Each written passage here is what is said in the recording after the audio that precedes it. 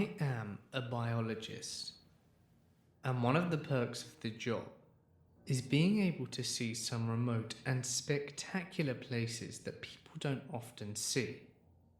Part of my work involves collecting insects from remote watering holes out in the middle of Australia, a few hundred kilometers north of Uluru.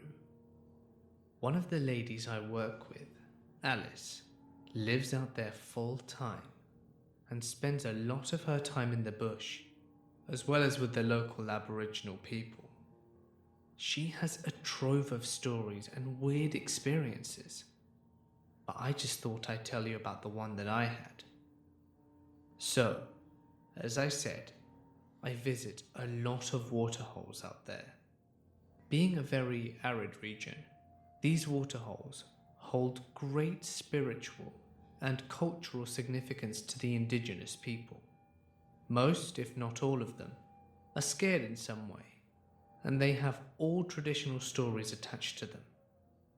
So one day, 4 of us are heading out to this particular site. A full day of heavy 4-wheel driving through the Finke Gorge.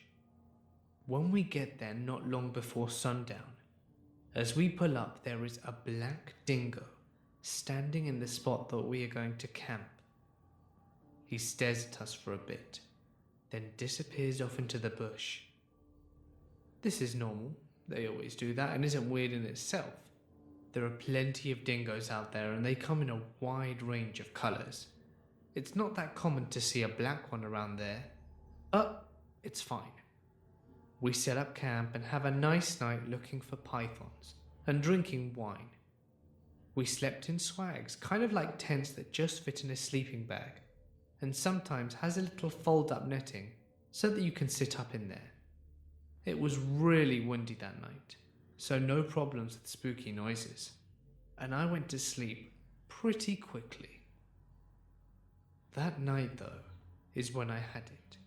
The extremely vivid dream about the black dingo coming into camp. It was sniffing around my swag and scratching at the netting as if it were trying to get in. The dream bothered me, and I woke up and went back to sleep pretty soon after. Still, not so weird. We woke up in the morning, did our sampling, packed up camp and started off back on the long drive to town.